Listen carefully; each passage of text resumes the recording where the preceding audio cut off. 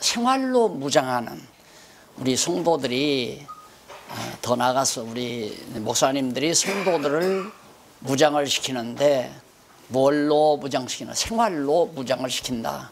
그럼 어떤 생활인가? 그것이 바로 첫 번째가 바로 믿음의 행위라고 그랬어요. 믿음의 행위.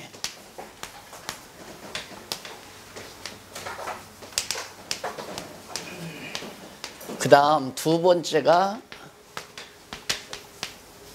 사랑의 수고. 오늘 세 번째가 소망의 인내죠. 소망의 인내.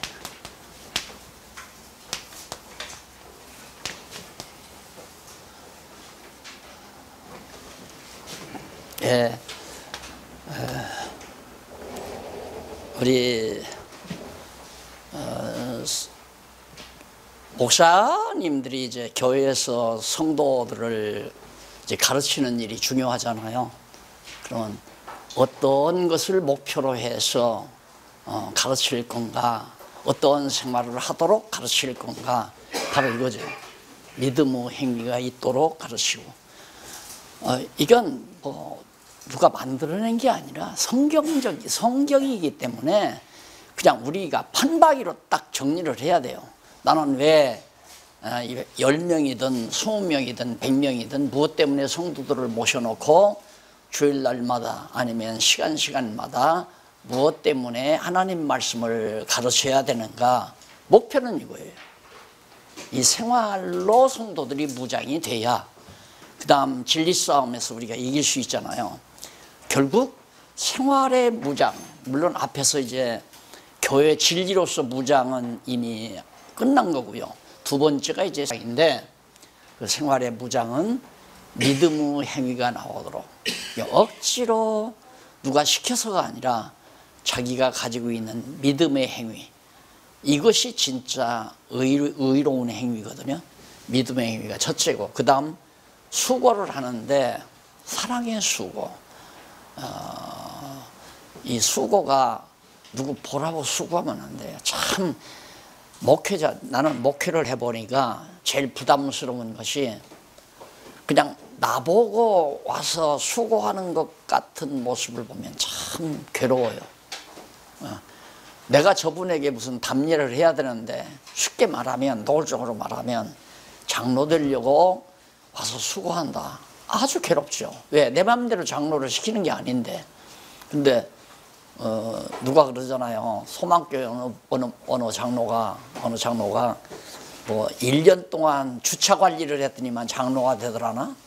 예. 그리고 어떤 내가 아는 장로는 우리 교회에 와서 한번 교회를 뒤집어 엎어버린 장로인데 떡 한 가마니 흰떡 해서 한 가마니 떡 해서 교인들에게 돌렸더니만 장로 표가 나오더래요. 그런 건 사랑의 수고가 아니잖아요. 그러니까 누군가에게 보여주려고 하는 거고 사람을 갖다가 농락하려고 하는 장난이지, 그건 아니라 말입니다. 그래서 사랑의 수고, 진짜 사랑함으로 하는, 예를 들면 아버지가 아침에 일찍 일어나서 작업복으로 갈아입고 공사판에 가서 땀 흘리고 벽돌을 전하고 수고하는 아버지의 수고는 자녀들을 위한 사랑의 수고 아니에요? 그렇게 되도록 성도들을 가르치는 일이다. 그러니까 목사님들이 성도들을 가르치는 목적이 뭔가? 이런 생활의 결과가 나오기 위해서 믿음의 행위, 사랑의 수고, 그 다음 오늘 배우는 건 소망의 인내. 그건 뭐냐면 이 땅에 소망을 두지 않고 부활의 소망과 하나님 나라에 대한 소망을 가지도록 가르치는 일, 이것이 우리 목사님들의 교육 목표입니다. 교육 목표.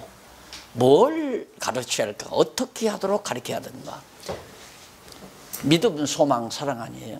믿음, 소망, 사랑. 이 세 가지는 항상 있을 것인데 그 중에 제일은 사랑이다 라는 말이 나오죠. 은사 중에 사랑의 은사가 최고다.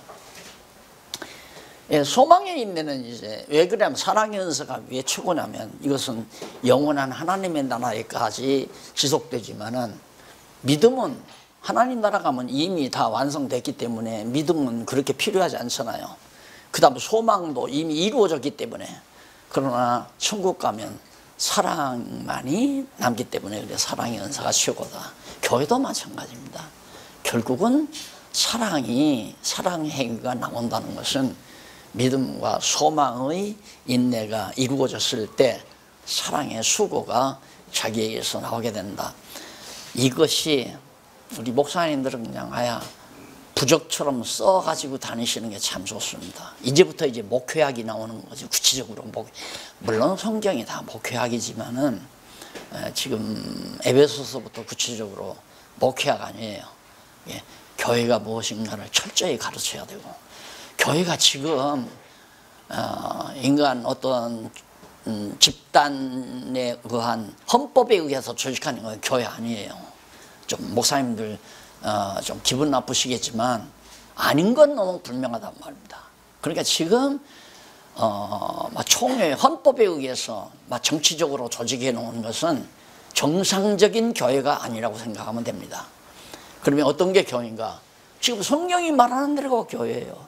성도들이 교회가 무엇인가를 잘 알고 진리를 깨닫게 되면 성도들이 믿음의 행위로 살고 사랑의 수고를 하면서 살게 되고 소망의 인내, 어떤 환난과 고통이 오더라도 참고 견디면서 승리하는 삶을 사는, 그래서 바로 세 번째가 소망의 인내로 생활하는 대목이 5장 28절, 다시 말해서 데살로니가 전서가 다 마무리됩니다. 4장 13절로 18절 그 밑에 보면 바로 소망의 인내, 어떻게 하면 내가 참을 수가 있는가? 죽은 자의 부활 및 예수의 재림에 대한 소망. 그러니까 우리가 죽어도 다시 부활한다라고 하는 이 소망을, 물론 지도자 자신이 먼저 이렇게 돼야죠. 지도자가 먼저 이렇게 되고, 먼저 되고 보니까 너무 좋잖아요. 그러니까 교회를 위해서 봉사하는 것도 전부 이 사랑의 수고가 돼야 된단 말입니다. 내가 성공하기 위해서, 목사님들 가족들을 생활하기 위해서 그렇게 하는 분들은 거의 없겠지만은 대부분 그런 착각을 하는 분들이 마치 신학교 가는 것이 무슨 좋은 직장 구하러 가는 것처럼 생각하는 건 벌써 그게 잘못된 거죠. 또 그렇게 유도를 하잖아요. 정치적으로 그렇게 유도한단 말입니다. 거기에 이제 다 말려드는 거죠.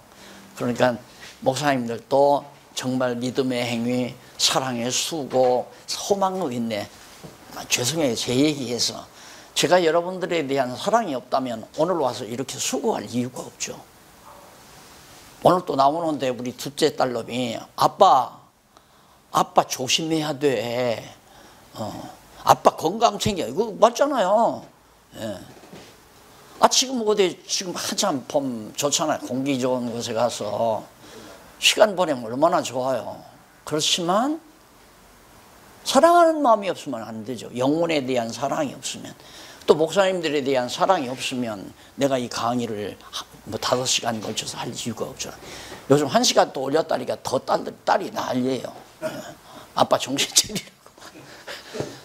그래서 이 사랑의 봉사, 목회를 해도 정말 사랑하는, 영혼을 사랑하는 뜨거운 사랑으로 성도들을 가르치고 지도해 주는 일이 매우 중요하고, 소망의 인내는 나는 죽어도 부활한다.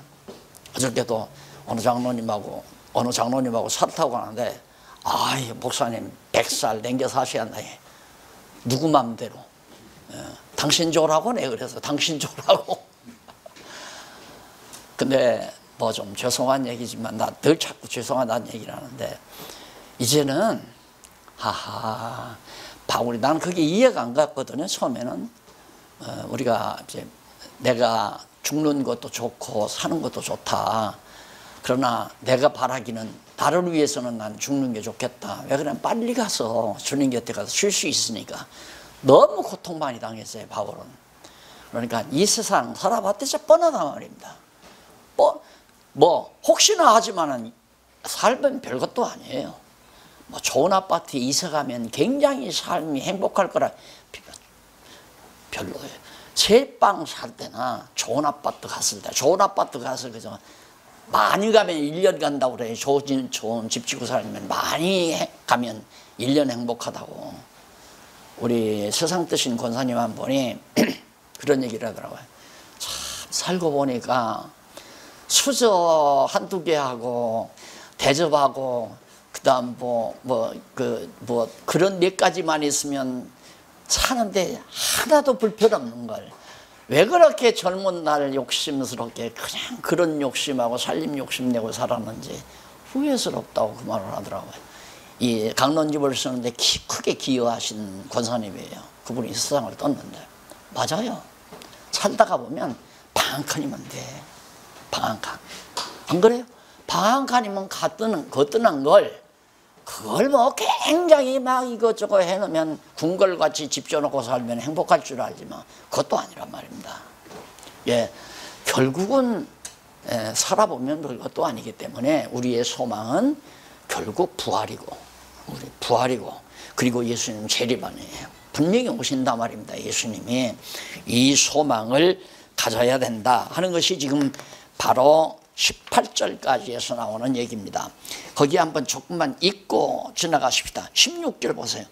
주께서 호령과 천사장의 소리와 하나님의 나팔로 친히 하늘로부터 강림하시리니 그리스도 안에서 죽은 자들이 먼저 일어나고, 자, 우리 죽은 자들이 먼저 일어나잖아요. 그 후에 우리 살아남은 자도 저희와 함께 변화를 받아 함께 구름 속으로 끌어올려 공중에서 주를 영접하게 하시리니 그리하여 우리가 항상 주와 함께 있으리라. 자, 이게 이제 예수님 그 천년왕국 시절에, 천년왕국 직전에 이제 오실 때 말하는 거거든요. 그런데 그때 누가 부활하느냐면 순교자들이 부활을 해요. 이게 성도들로서는 첫 번째 부활이죠. 예수님까지 포함하면 두 번째고, 그리고 순교자들이 먼저 부활을 예수님 초림 때,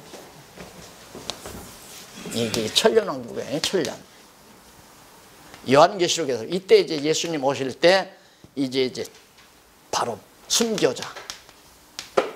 순교자가 부활을 하고, 그 다음에 만약에 우리는 그때까지 안 살지만 그때까지 살아남아 있는 사람들, 그렇게 대부분 살아남은 사람은 이제 유대인들을 비롯해서 이방인들도 다 살아남은 사람들이 있을 거 아닙니까?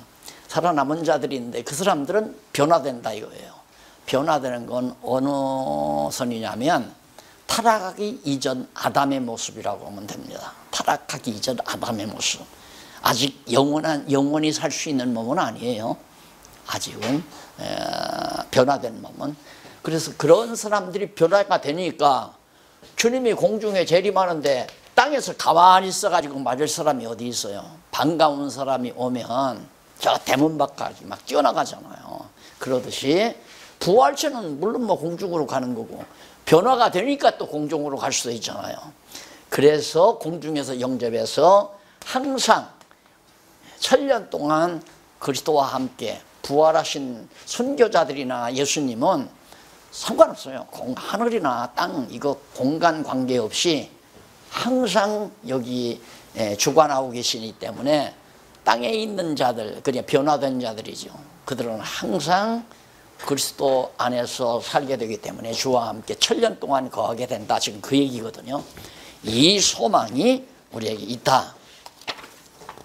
자, 그 다음에 이제 5장 1절로 11절에 보면 도적같이 강림하심으로 깨어 근신하고 덕을 세우며 생활해라. 그것이 이제 우리의 생활이 그러니까 도적같이 강림하신다. 그러니까 예수 강림이 우리의 소망이죠. 소망. 근데 이 예수 강림이 어떻게 보면 도적같이 온다. 도적같이 온다는 말은 누구에게 도적같이냐면 도적놈은 밤에 오잖아요. 어두움에 속한 자들에게는 도적같이 오는 겁니다. 빛의 자녀들에게는 도적같이 올 이유가 없어요. 알아요. 아, 주님 오실 날이 가깝다 하는 걸. 여러 가지 이제 되지는 징조를 통해서 예수님 오시는 날이. 근데 이때쯤 되면 완전히 믿는 자가 하나도 없을 만큼 그렇게 타락된 때예요. 예수님 재림 직전에는 그리스도를 믿는 자가 하나도 없을 만큼. 그래서 완전히 여기 이제 그 짐승 권세가 이게 이제 바로 에덴 동산에서 쫓겨난 뱀의 세력을 통해서 그 짐승을 통해서 사단이죠. 그걸 통해서 형성된 지상의 권세예요.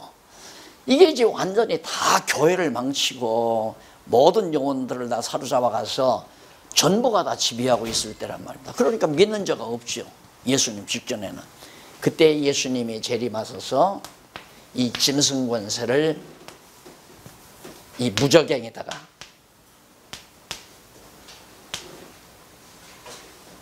무저갱에다 이 손으로 짚는 거 보세요. 성격이 급해가지고.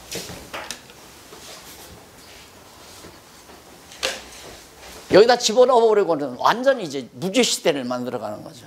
짐승 권세가 없으니까 죄 짓는 사람이 없잖아요. 그러니까 살아남은 사람들이 전부 다 변화를 받아서 백성 노릇하고 부활한 사람들은 왕 노릇하고 예수님은 만왕의 왕 노릇하고 이렇게 되잖아요. 이제 요한계시록에서 다시 한번 정리를 해드릴게요. 만왕의 왕, 분왕, 그 다음 백성. 이제 변화된 사람은 백성이고 이건 생육하고 번성을 해요. 그러나 부활한 사람은 생육 번성이 없잖아요. 그리고 만왕의 왕은 예수님이니까 더더군다나. 그래서 예수님 밑에 분왕들을 통해서 전 세계를 다 변화된 모든 전 세계 인류를 다 통치하면서 천년 동안 이것이 이제 에덴 타락하기 이전에 에덴 동산과 같은 그런 초소입니다. 그래서 거기서 이제 변화된 사람이 생명과를 먹게 되면 영원히 살 수 있는 이제 하나님의 백성으로 이제 승화되어지는 결과를 가져오죠. 그래서 도적같이 온다는 것은 어두움에 속한 무저갱에 속된 이 짐승 권세에 속한 백성들에게 해당되는 것이다. 형제들아 때와 시기에 대하여는 너희에게 쓸 것이 없으면 주의 날이 밤에 도적같이 이룰 줄을 너희가 입이 다 알고 있지 않느냐. 잘 가르쳐 놨다 이 말이에요. 3절 저희가 평안하다 평안하다 할 그때에 바로 잉태된 아이 여자에게 해산의 기약이 이르는 것처럼 이때가 되면 왜 평안한가? 짐승 권세가 완전히 장악해 버리기 때문에 뭐 전쟁이 일어날 것도 없고 짐승 권세에 의해서 완전히 세상이 다 통치되어 버리기 때문에 야 살기 좋다 평안하다 평안하다 이렇게 된다. 그러니까 인간들이 꿈꾸는 지금 며칠 있다가 판문점에서 문 대통령하고 김정은이하고 만나는 것도 이 세계를 만들려고 하는 거예요. 이런 세계를. 그런데 우리는 그걸 소망으로 삼잖아요. 야 이제 살만하겠다.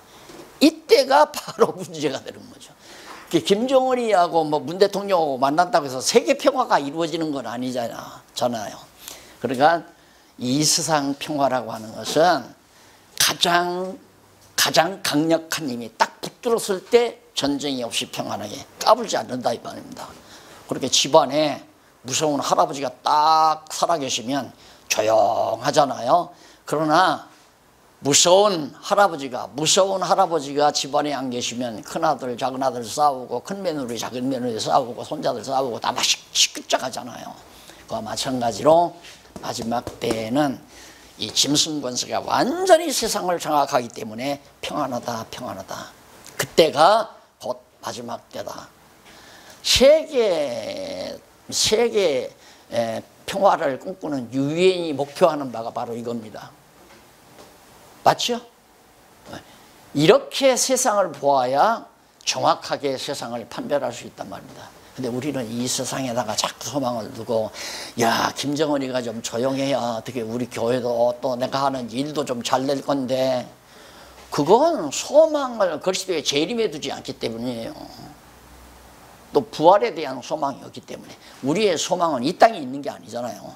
소망은 우리의 방향이에요. 그러니까 믿음의 행위는 행동의 원리고 사랑 수고는 행동의 요소고 뭘로 사랑으로 수고를 해야 되고 이 행동의 기본 그 요소는 믿음이고 방법이고 이건 소망은 바로 목표고 그러니까 성도들을 지도해가는 최고의 목표가 바로 이 세 가지인데 성도들의 믿음의 행위와 사랑의 수고와 소망의 인내를 가지고 살아가도록 그렇게 지도해 가는 것이 매우 중요하다.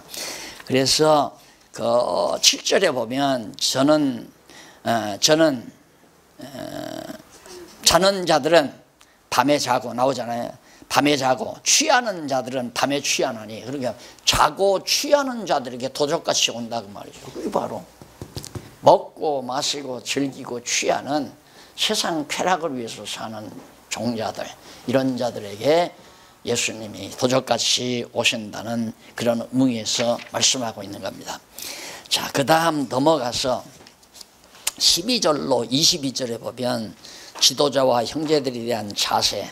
지도자와 형제들은, 그러니까 지도자는 목사님들과 성도들 관계입니다. 형제들아, 우리가 너희에게 구하노니 너희 가운데서 수고하고 주 안에서 너희를 다스리며, 여기서 다스린다는 이 해석은 우리들의 개념으로는 잘못되니, 막 권력으로 통치한다는 개념으로는 우리 다스린다는 말이, 보살핀다는 말이 가장 적당한 번역입니다. 그러니까 어린 영혼들을 보살피는 우리 지도자들이죠. 그런데 우리는 지도라든가 다스린다는 말이 완전히 정치적으로 이해되잖아요. 왜? 6.25 동란 때 지도자, 지도자 해놓으면 완전히 권력을 가진 자, 다스리는 자, 이것도 또 권력으로 자꾸 생각을 하니까. 그래서 우리말로 보살피는 자, 후원하는 자, 이렇게 번역이 돼야 되는 얘기죠. 그런 자들을 너희가 알고 다 저의 역사로 말미암아 사랑 안에서 가장 귀히 여기며 너희끼리 화목하라. 그러니까 교회가 이렇게 됩니다. 성도들끼리는 화목하고, 또한 보호하는 목사님들은 귀히 여기고, 목사님들은 귀히 여기고 성도들끼리는 서로 화목하고, 이게 바로 가장 건전한 교회 모습이다. 그러면 귀히 여긴다는 것이 그냥 억지로 막 귀히 여기도록 노력을 해야, 내가 아주 권위를 세우고 내가 정말 힘을 쓰고 그래야 귀히 여긴다, 그건 아니에요. 그건 정치적인 거죠. 성도들이 볼 때, 저 목사님 없으면 안 돼. 저 목사님은 나의 영혼을 잘 지금까지 길러주신 분이야. 그러니까 귀히 여기죠. 그러니까 자녀들이 부모를 귀히 여기는 것도 사랑으로 자기들을 길러줬기 때문에 엄마 아빠는 오래 사셔야 돼, 이렇게 귀하게 여기는, 그걸 말하는 거예요. 그러니까 얼마나 우리 목사님들이 영혼들을 사랑으로 길러야 된다는 거, 보살펴야 된다는 거 알 수 있잖아요. 그렇게 해서 성도들끼리는 화목하고, 또한 지도자의 목사님들에 대해서는 귀히 여기는 그런 모습으로 그렇게 살아야 된다, 그런 얘기예요. 그러면서 14절, 또 형제들아 너희를 권하노니 주무 없는 자들을 권계하며 마음이 약한 자들을 안위하고 힘이 없는 자들을 붙들어주며 모든 사람을 대하여 오래 참으라. 여기 소망의 인내, 여기에 다 속하는 거예요. 여기 전부가 다. 그래서 소망의 인내를 가지면 그 14절 이하가 나오잖아요. 너희를 권고하노니, 소망의 인내를 가진 자, 규모 없는 자들을 권계해라. 규모 없다는 말은 돈도 없으면서 막 풍풍 돈 쓰고 다니는 사람, 돈도 없으면서 그냥 활량처럼 사는 사람, 이 규모 없는 사람이에요. 또 별로 정말 여유도 없으면서 호화로운 옷이나 입고 다니고 몸치장이나 하고 있고 화장이나 짙게 하고 있고, 남자도 정말 항상 거들대고 그렇게 살아가는 사람, 일도 없이 그냥 활량처럼 살아가는, 그게 다 모두가 규모 없는 삶이거든요. 그래서 이런 자들을 권계하여 마음이 약한 자들을 안위하고, 심약한 자들이 많잖아요. 늘 두렵고 망할까봐, 병들까봐서 심약한 자들을 항상 위로해서, 그리고 힘이 없는 자들을 붙들어주고, 언제나. 그래서 이게 그래요. 양을 먹이는 목동도 양이 이제 수백 마리가 이렇게 있으면 다리 저는 양이라든가 조금은 유약한 양이 있잖아요. 풀을 좋은 곳에 가서 뜯어 먹으려고 하면 강한 양이 막 밀치고 먹지 못하게 만들고, 그러면 목자는 그 심약한 양을 특별히 보호해 주잖아요. 그와 똑같은 거란 말입니다. 교회도 목사님들이 할 일이라는 것이 성도들이 다 똑같지 않아요. 경제력이 있는 사람, 몸이 건강한 사람, 사회적인 지위가 있는 사람, 이런 사람들은 내버려둬도 잘 커요. 말씀만 잘 가리키면. 그러나 돈도 없고 몸에 병도 들고 사회적으로 힘도 없는 사람은 항상 근심, 걱정, 염려 속에서 살아야 돼. 그런 사람들을 영혼을 추스려서 힘있게 만들어가는 것이 목회자의 중요한 관심거리가 돼야 된다. 또 성도들도 그런 분들에게 관심을 줘야 되고, 그러면서 누구에게든지 악을 갚지 말게 하고 오직 피차 대하든지 모든 사람을 대하든지 항상 선을 쫓으라. 그러니까 악을 선으로 갚으라는 얘기죠. 악을 선으로 갚으라. 이게 참 매우 중요한 것이 뭐냐면 그 야곱이 이제 하란에 가서 한 20년 동안 처가살이 했잖아요.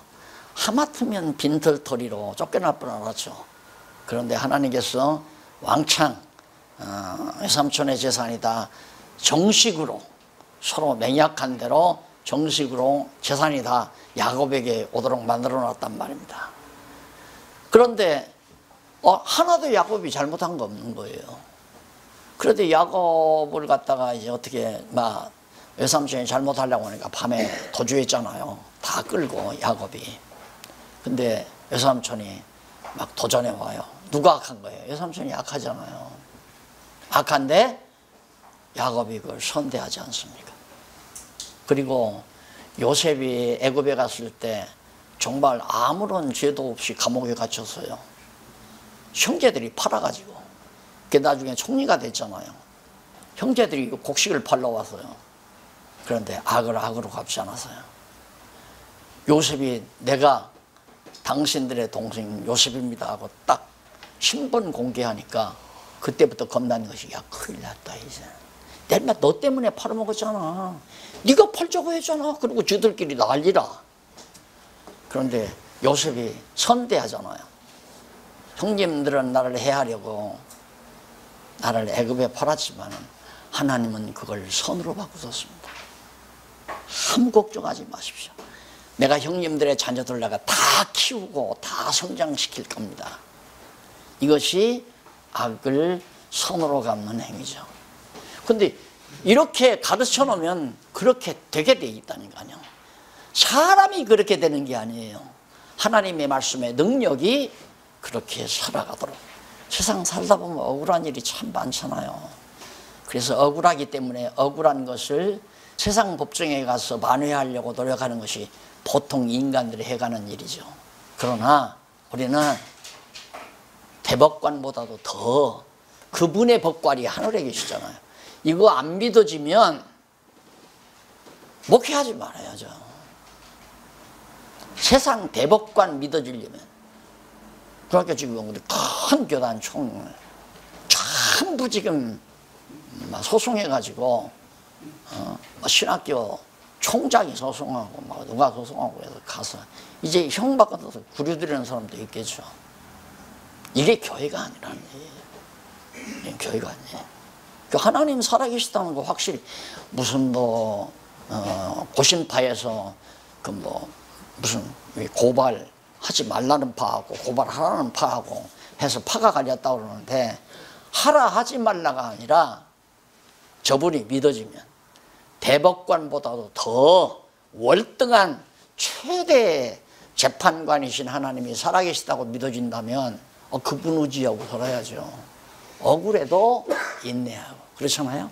세상적으로 억울해도 하나님 살아계신데 하나님은 그거 한다. 이게 제일 하나님이 제일 하나님께 빨리 상달되는 기도 중에 하나가 억울함이에요. 목사님들이 예를 들어 억울함을 당하죠.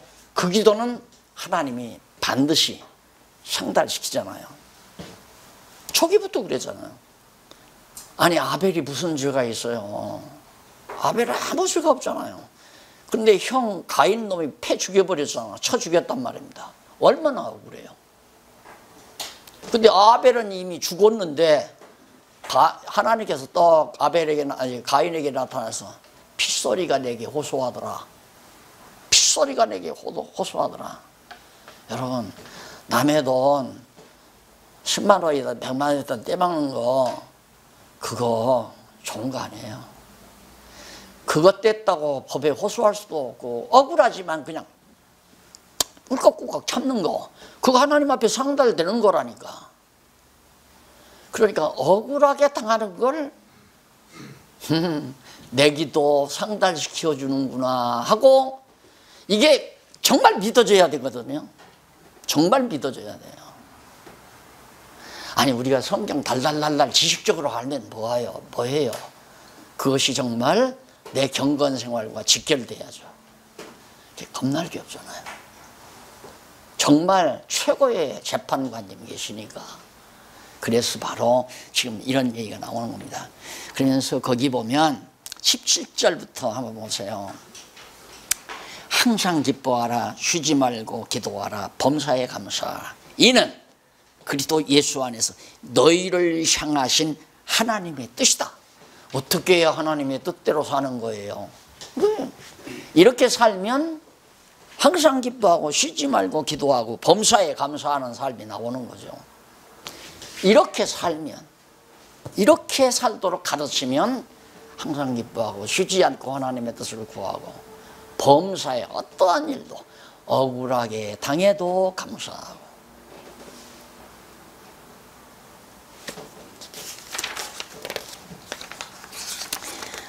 그 다음 5장 23절로부터 23절에서부터 28절에 보면 거룩함과 흠없게 보존되기를 원하고 당부하면서 축원합니다. 마지막 마무리하죠. 지금 사도 바울이 자 평강의 하나님이 친히 너희로 온전히 거룩하게 하시고. 자 거룩한 건 내가 거룩한 게 아니에요. 저는 마지막 아마 보셨는지 모르겠지만 마지막 강론 마지막 18권 이제 탈구하면서 거기에 이제 제 소감을 마지막으로 하는 것 가운데 여한이 없다는 말을 했어요. 여한이 왜 없느냐면 어렸을 때 가지고 있었던 모든 꿈이 이렇게 정확하고 분명하게 이루어졌다라고 저는 확신하거든요. 어렸을 때 처음에 아름다움을 추구했어요. 그렇게 미술가가 되려고 한 거죠. 아름다움을 추구하고 그 다음에 거룩을 추구했어요. 거룩하게 살려고 성자가 되려고 추구했단 말입니다. 그런데 야 진짜 아름다움이 무엇인가를 정말 이 세상에 속한 꽃이 아름답고 자연이 아름답고 콧대가 아름답고 눈이 아름답고 이런 아름다움이 아니더라니까. 아름다움이라는 것은 결국 하나님이 지어놓으신 모든 그 하나님의 속성 자체가 아름다운 속성이고 선한 것이 아름답고 진선미 그러잖아요. 진선미가 우리는 따로따로라고 생각하지만 안 그래요. 진선미가 다 함축돼서 거룩이라는 말이 이루어지거든요. 거룩이란 뭐냐? 인간의 진선미를 초월해버린 거. 그걸 거룩이라고 그래요. 그러면 내가 성자가 되려고 한 것은 거룩하게 살려고 하는 거란 말입니다. 그런데 보니까 어렸을 때는 내가 어떻게 노력해서 거룩하게 되려고 했는데 하려고 시작을 하다가 좌절하고 절망하고 울고 불고 난리를 쳤는데 살아보니까 하나님이 나로 하여금 거룩하게 나오잖아요. 거룩하게 하시더라. 어떻게? 구약시대는 옷을 만들어서 제사장들에게 옷을 만들어 입혀가지고 거룩하게 만들어요. 그건 모형이죠. 그건 모형. 그러듯이 오늘 우리에게는 나는 조각목같이 형편없는 인간이지만 하나님께서 나를 의의 옷으로 딱 덮어 씌워가지고 너는 거룩한 내 백성이다 라고 인출을 해요. 이 사실을 깨닫고 나니까 그냥 속이 확 터져 버리잖아요. 예수님께서, 머리 대신 예수님께서 성령을 보내서 이렇게 살게 하시고 거룩하게 해 가시는 이런 역사. 그래서 거룩함과 온전히 거룩하게 하시고 또 너희 온 영과 혼과 몸이 우리 주 예수 그리스도에 강림하실 때에 흠없게 되시기를 원한다. 하나님께서 다 흠없게 보존되기를, 보존된단 말은 피동사 아니에요. 예수님께서 그렇게 우리를 보존해 주시기를 원한다 그 말이에요. 우리 능력으로 안 돼요. 우리 능력으로. 근데 여기 영과 혼과 몸이라고 하는 것은 우리 육체 전체를 포함하는 겁니다. 이것이 인간의 구성 기본 요소를 말하는 게 아니고, 그래서 자꾸 3분설 하는 건 여기를 놓고 3분설을 얘기하는 거거든요. 혼이라고 하는 것은 영과 육이 하나 된 상태에서 마음의 작용으로 나타나는 것이 혼이라고 그래요. 그건 기본 요소가 아니에요. 기본 요소는 하나님의 영과 피조물 중에서 취한 우리의 육체와 그것이 번복돼서 흙으로 만들어서 하나님의 생명의 기운을 집어넣었을 때 생명이 됐잖아요. 거기에서 작용하는 것이 이제 혼의 작용을 한단 말입니다. 그러니까 혼은 인간의 구성의 기본 요소가 아니라 3분설은 틀린 얘기예요. 2분설이에요. 자, 그 다음 넘어가서 자, 두 번째 나옵니다. 앞에서 거룩한 생활의 요소를 배웠죠. 1번에서는 요소를 배웠어요. 거룩한 생활에. 그 다음에 2번에서는 요소가 아니라 실제 문제예요. 거룩한 생활의 원리라고 해도 돼요. 원리라는 이유가 아니라 믿음, 소망, 사랑의 원리에 의해서 거룩한 생활이 이루어진다. 이렇게만 살게 하면 진짜 성도가 되는 거죠. 그런데 이것이 사람의 힘으로 되는 게 아니에요. 가르치는 자에게 성령 감동해서 깨닫게 해서 이걸 성도에게 가르칠 때 성령의 교통하심에 의해 성도들이 깨닫고 성령의 능력으로 믿음의 행위를 행하게 하고 사랑의 수고를 하게 만들고 소망이 인내를 하며 살도록 하는 기본 거룩한 생활의 요소가 이루어진다 이 말이에요. 자, 그럼 다 됐죠. 요소대로. 그러니까 지금 우리 목사님들의 생활이나 성도들의 생활이 마찬가지죠. 내가 성도들을 어떤 목표를 정하고 목표를 할 것인가, 이게 목표예요. 거룩한 생활. 앞에서는 복음에 합당한 생활, 우리가 빌립보, 골로새 다 복음에 합당한 생활 아니었어요? 복음에 합당한 생활, 굳은 믿음의 생활이 이제 빌립보, 골로새였고, 데살로니가 전서는 요소고 후서는 지금 실제란 말입니다. 그럼 실제로 거룩한 생활의 실제가 나오는데 밑에 보면 양쪽 가로 1번 가운데 합당한 성도, 합당한 성도. 성도로 당연히 합당한 생활이 다 똑같은 비슷한 얘기예요. 합당한, 그게 뭐냐면 이제 믿음, 소망, 사랑이죠. 이런 행위로 살아가는 것이 성도의 합당한 생활이다. 믿음의 행위, 사랑의 수고, 소망의 인내, 이렇게 살아가도록.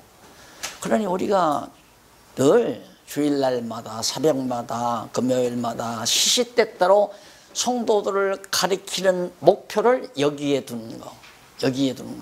그러니까 이렇게 믿음의 행위를 해야 됩니다 하는 게 아니라 믿게 만들면 행위가 나오잖아요.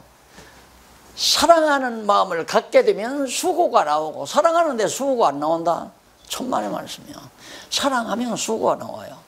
그러니까 젊은 여자들이 데이트할 때 속는 이유는, 데이트할 때는 남자가 막 여자가 욕심나니까 사랑하는 마음이 생겨서 막 아까운 게 없는 거예요. 막 그냥 온갖 수고를 다 하는 거죠. 자기 여자친구가 좋아하면 뭐라도 다 가주는 거야. 거기에 이제 쏘가 넘어가잖아요. 그런데 일단은 아내로 맞아들여서 살다가 보면 이제는 니는 내 거다. 이제 소유 개념으로 변해버리는 거예요. 연애 시절에는 사랑의 대상이었던 게 결혼 딱 이루어서 혼인신고 딱 해놓으면 소유 개념으로 바뀌어요. 너는 내 여자. 그 다음부터는 구태여 사랑의 수고가 필요 없는 거예요. 이래서 이제 이혼율이 많아지는 거 아니겠어요? 근데 사랑의 수고는 하나님에게서 배우면 너무 분명하죠. 성령의 역사에 의해서 나오는 사랑의 수고는 처음부터 끝까지 변함이 없는 그게 아가서에 표현되어 있잖아요. 아가서에. 자, 그래 소망의 인내도 마찬가지고. 그래서 이제 내가 시키려고 노력하는 것이 아니라 진리를 깨닫게 하면 이렇게 된다. 그래서 합당한 성도의 생활이 나타난다. 실제로 이 말이죠. 그래서 평강을 기원하면서 합당한 신앙생활을 감사하는 게 데살로니가 교회 성도들은 정말 합당한 신앙생활을 지금 하고 있는 것으로 바울이 생각을 하는 거죠. 그 2절에 보면 하나님 아버지와 주 예수 그리스도로부터 은혜와 평강이 너에게 있을지어다. 이 평강이 굉장히 중요하죠. 평강이. 형제들아, 우리가 너희를 위하여 항상 하나님께 감사할지니. 왜?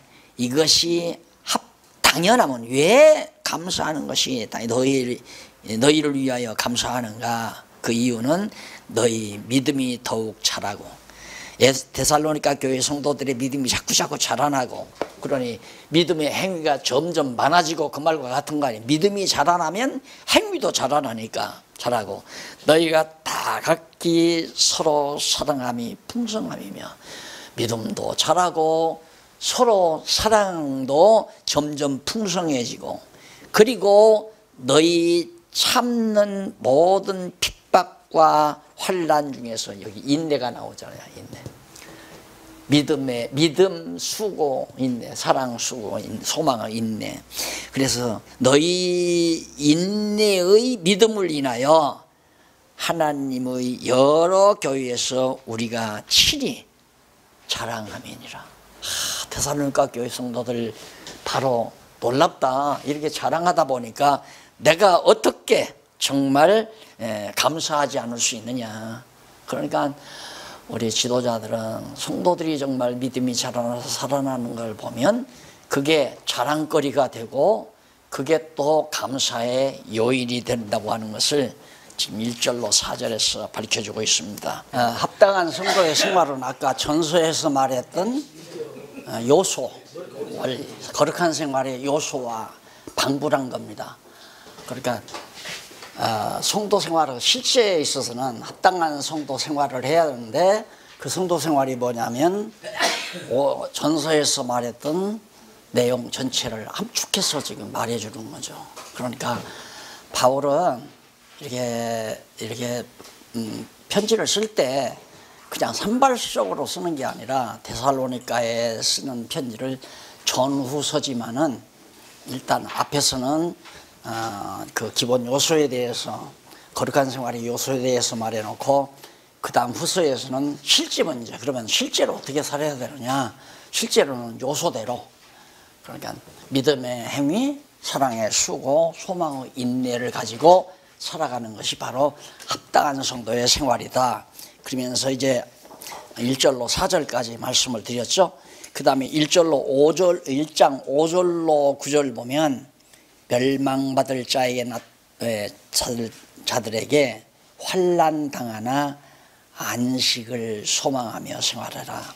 그러니까 이미 지금 데살로니가 교회에 모진 환난을 가하는 자들이 누구냐면 그게 멸망받을 자들이다. 그러니까 그런 멸망받을 자들에게서 우리가 환난을 당하지만은 바로 안식을 소망해라. 편히 쉴 수 있는. 그러니까 바울의 그 어떤 신앙, 이제 학문적인 표현이지만 바울의 신앙 사상, 바울의 신앙 사상을 보면 다 맥이 통해요. 그물망처럼 다 갈기갈기 이렇게 따로따로가 아니라 세팅이 돼 있어요. 딱 정확하게. 그러니까 빌립보 감옥에서 죽을지 살지 모르겠다 그러면서 골로새 교회에 했습니까? 그러면서 내가 죽어도 좋고 살아도 좋다 했을 때 죽으면 주님 곁에 가서 그분 곁에 가서 내가 편히 쉴 수 있어요. 안식할 수 있으니까 좋다 그러잖아요. 그러니까 바울도 육신적으로는 참 고달픈 거죠. 핍박이 가하니까, 핍박을 가하니까. 그렇지만 언젠가는 주님 곁에 가서 편히 쉴 수 있는 날이 오니까. 네. 그래서 이제 그 소망을 가지고 생활을 해야 한다. 그것이 이제 5절부터 나오는데, 이는 하나님의 공의로운 심판이요, 심판의 표요. 자, 너무너무 공의롭지 않느냐. 근데 우리는 그냥 어떤 역사를, 과정을, 섭리 과정을 단편적으로 보죠. 고생을 따로, 그 다음 형통함을 따로 이렇게 보는데 그게 아니에요. 총체적으로 봐야 돼. 그러니까 오늘 아침에 저희 둘째 놈이 나한테 그래요. 아빠는 지금까지 살아오시면서 제일 머리에 남는 게 뭐냐고 그래요. 그래서 나타난 현상보다는 이게 중요하다. 머리만 가리켜서 이게 중요하다. 결국은 내가 세상을 어떻게 보고 사느냐에 따라서 행불행이 달라지는 거거든요. 그러니까 이 땅의 것은, 지금 현재 우리가 사는 것은 모형이에요. 아이들로 말하면 플라스틱 장난감 가지고 설립하는 거나 같단 말입니다. 이 세상이라고 하는 것이. 근데 우리는 이 세상에 그냥 목숨 걸고 살잖아요. 이 세상에 목숨 걸고. 이게 이제 모형이라는 말이에요. 모형. 그러니까 지금 우리가 살고 있는 이 세상의 것은 하나의 모형적인 거예요. 육신적인 것은. 그러니까 이스라엘 민족의 역사는 모형적인 거 아닙니까? 모형적인 언약과 모형적인 성취거든요. 그러듯이 우리의 육신 생활도 하나의 모형이에요. 즉 모형이란 뭐냐면 실제 결혼 생활이 아니라 이제 7, 8살 먹은 놈들이 저들끼리 모여 너는 아빠하고 나는 엄마 하자. 그래가지고 플라스틱 장난감 사다 놓고 살림살이, 살림체린 거나 똑같단 말입니다. 그러니까 그런 진리에 대한 확신이 오면 땅에 소망을 안 두잖아요. 이 땅의 소망을. 그냥 이 땅의 걸 놓고 그냥 해벌렁 하면서 좋아하는 걸 보면, 아이고, 철딱선이 없는 거. 왜 철딱선이 없는 거? 그냥 플라스틱 냉장고 하나 가서 사주니까 또 뭐 그냥 살림살이 플라스틱으로 만든 소파를 하나 사다 주니까 그게 좋아가지고 그냥 아이들이 펄펄 뛰는 거요. 철딱선이 없어요. 철 없어서. 그렇잖아요. 그러나 다 큰 한 20대 넘은 딸아이, 야, 너 이거 가지고 놀아라 그러면, 아빠! 나를 애기 취급하는 거야 하고 도리어 불만이 커요. 아니다 말입니다. 마찬가지로 우리도 우리의 영혼이 자라나게 되면 세상적인 것 갖고 기뻐하지 않는단 말입니다. 아무리 좋아도 그건 플라스틱 장난감이고 모형이지 실제가 아니잖아요. 그래서 바울이 바로 거기 하나님 나라에 대한 소망, 안식의 소망을 두고 내가 생활을 한다, 그런 얘기입니다. 그러면서 하나님의 나라에 합당한 자로 여기심을 얻게 하라 하미니 그 나라를 위하여 너희가 또한 고난을 받으리니 너희로 환난 받게 하는 자들에게는 환난으로 갚으시고, 하나님께서 그들에게 환난 갚고 환난 받는 너희에게는 하나님이 어떻게 우리와 함께 안식으로 갚으시는 것이 하나님의 공의시다. 자, 공의. 그냥 하나님의 공의롭지 못하다. 다시 말해서 하나님의 공의롭지 못한 게 아니면 욥은 이유도 없이 망하게 하는 거, 하나님의 공의가 깨지는 것 같죠. 그렇잖아요. 욥을 이유 없이, 까닭 없이 하나님이 망하게 한다는 것은 하나님의 공의가 다 무너나는 것 같아도 욥의 생활 전체를 놓고 보면 과연 하나님은 공의로우시다. 그러니까 하나님의 공의는 인류 역사 전체를 통해서 나타나는 것이지 우리 인류 역사 과정에서 이렇게 나타나는 게 아니에요.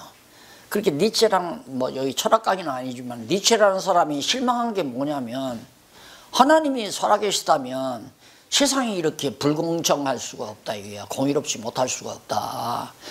어떻게 세계대전의 원흉들이 다 득세하고 잘 먹고 부유하게 잘 살고, 하나님이 공의로우신 하나님이 살아계시다면 불벼락을 맞아서 다 망해버려 하는데 하나님이 늙었는가 보다.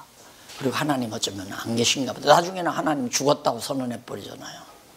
그게 이해가 안 가니까 그러거든요. 그래서 나는 니체 철학은 속적은 밴댕이 속에서 나온 철학이다. 이렇게 아주 이 세상을 일부분만 보고, 우리나라도 보죠. 어떻게 예수를 믿는 사람들이 대재벌이 안 되고 불교를 숭상하거나 종교도 없는 사람들이 한국의 대재벌가들이에요. 뭐 예수 믿는다는 장로의 재벌은 그나마도 망해버렸잖아요. 응? 불공정하잖아요. 하나님 공의롭지 못하지 않나? 못하다고 생각하는 거죠. 아니에요. 하나님의 경륜, 전체 섭리 경륜을 토탈 전부를 놓고 볼 때는 하나님은 정확하게 공의로우신 분이에요. 기도하십시오. 살아계신 아버지 하나님, 정하신 뜻 따라 하루하루 우리의 삶을 순간도 놔두지 아니하시고 자상하게 또 분명하게 우리를 인도해 가시는 하나님의 선하신 뜻을 우리들이 깨닫고 살아가심을 참으로 감사합니다. 어떤 생활도 성령의 도우심이 없이는 마귀에게 사로잡힐 수밖에 없는 것이 저희들이오니 하나님의 말씀을 통하여 견고하게 붙들어 주소서. 견고한 믿음으로 또한 거룩한 생활을 해나갈 수 있도록 주님께서, 성령께서 우리를 붙잡아 주시옵소서. 예수님 이름으로 기도드립니다. 아멘.